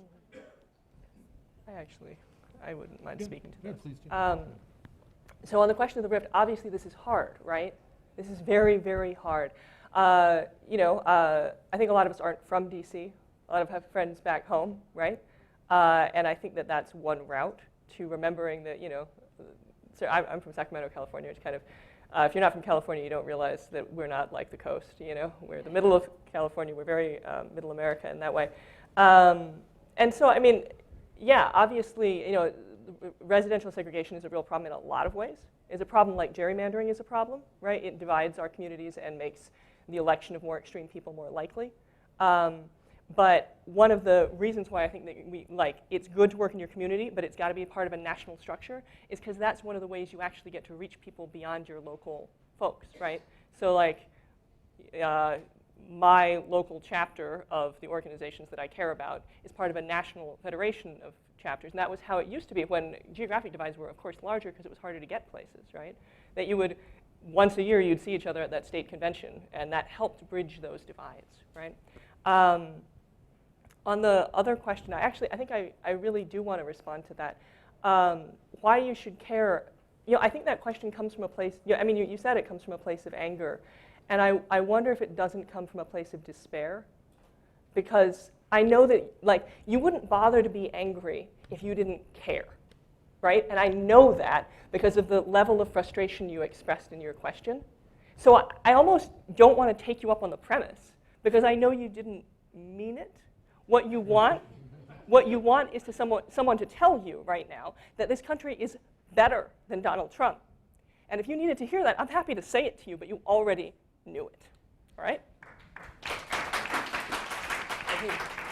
I think it's, look, I want to just question that. I don't even know what that means. What does it mean to say our country is better than Donald Trump? Why is that the presumption? I'm not even sure what that means. He is our elected he represents our country. I don't think our system worked well, and I think that, to get back to your institutional questions, right, to get back to your institutional questions, there were serious problems, right, with all the things you talked about, gerrymandering and voter suppression, and the fact that we don't make our parties, between the two of them, do not make a case that convinces half of Americans to get to the polls. But what does it mean that we're better than Donald Trump? I want to make sure I know what that means. It's almost impossible to talk about how many ways we're better. I'm overwhelmed by my options right now. Go ahead. Let me give you a personal answer to that. So first of all, let's remember that this is not about the United States of America.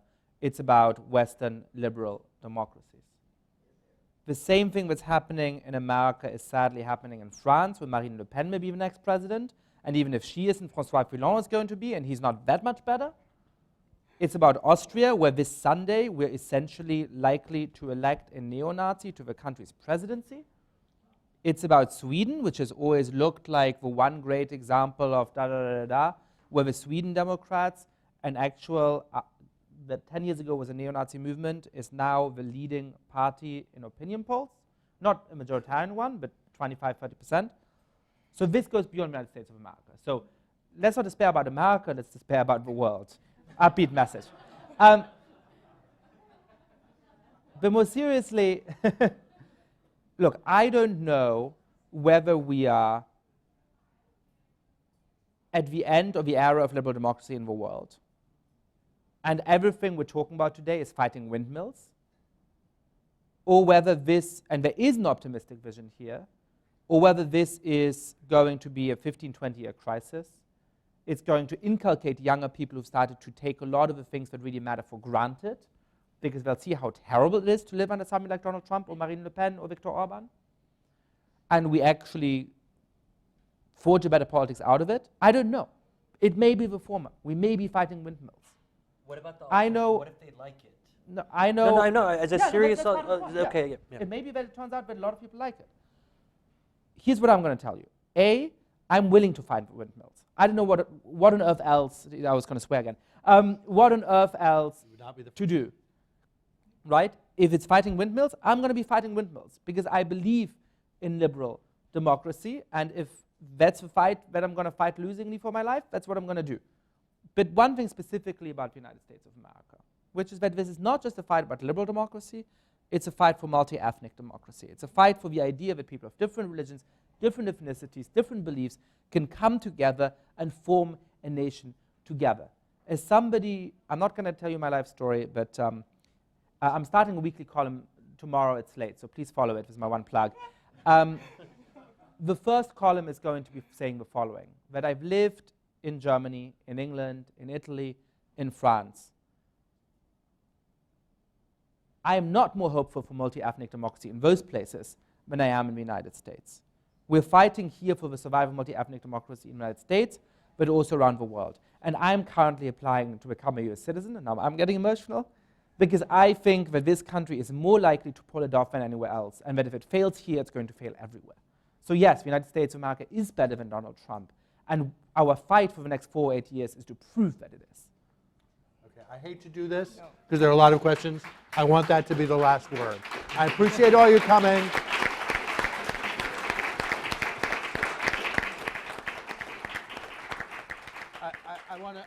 I want to thank Yasha for putting this group of people and this group of people together.